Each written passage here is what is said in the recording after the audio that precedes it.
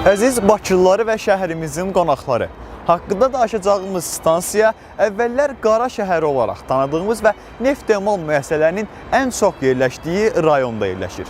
Hazırda isə burada Ağşəhər layihəsi həyata keçirilir və gələcəkdə buranın Bakının ən müasir yaşayış məskənlərindən olması planlaşdırılır.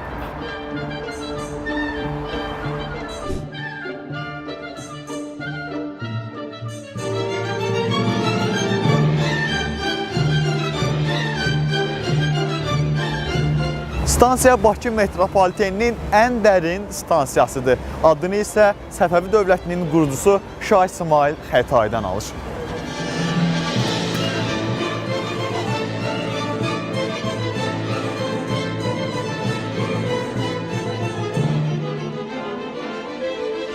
...2014-cü ildə stansiyada əsaslı təmir işlərinə başlanılır.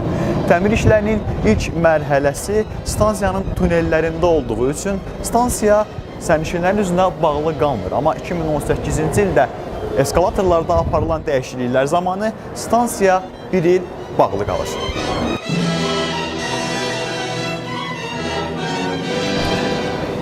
Stansiyanın giriş dəhlizində və orta vestibülün sonunda Şah İsmayıl Xətai və onun əsərləri adlı kompozisiya yer alır. Bu kompozisiya stansiya yenidən qurulan zaman tarixi görkəminə heç bir zədə vurulmadan təmir edilir.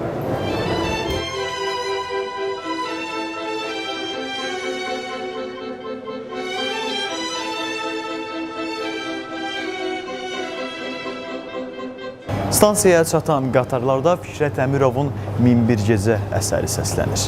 Stansiyadan isə yalnız bir istiqamətə getmək mümkündür. Cəfər Cabbarlıya.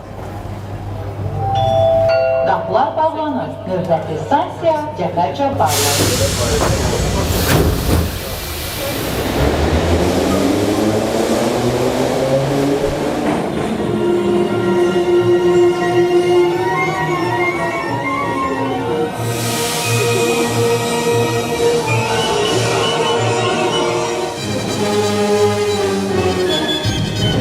Qatar stansiyaya çatan zaman səslənən mahnı Fikrət Əmirovun Azərbaycan Kaprisosudur. Azərbaycan Kaprisosu Şərq barokko üslubunun ən gözəl nümunələrindən sayılır. Eyni zamanda bu mahnı bəstəkarın da ən çox sevilən bəstələrindən biridir.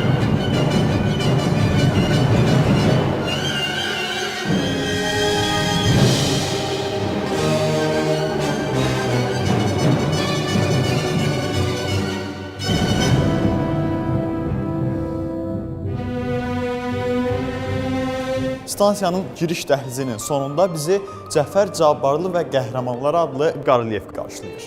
Bu əsərin müəllifi Xanlar Əhmədovdur. Qarelyefdə Cəfər Cabbarlının əsərləri öz əksini tapır.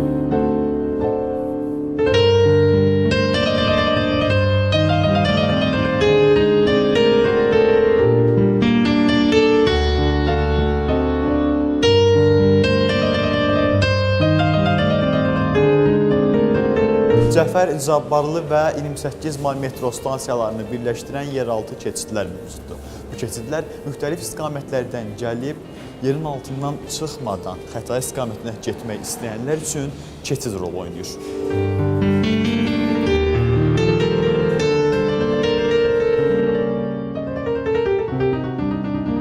Cəfər Cabbarlı stansiyasından hazırda yalnız Xətai istiqamətinə getmək mümkündür. Ancaq metronun inkişaf planına uyğun olaraq gələcəkdə Xətaidən gələn qatarlar birbaşa Nizamiyə gedə biləcək.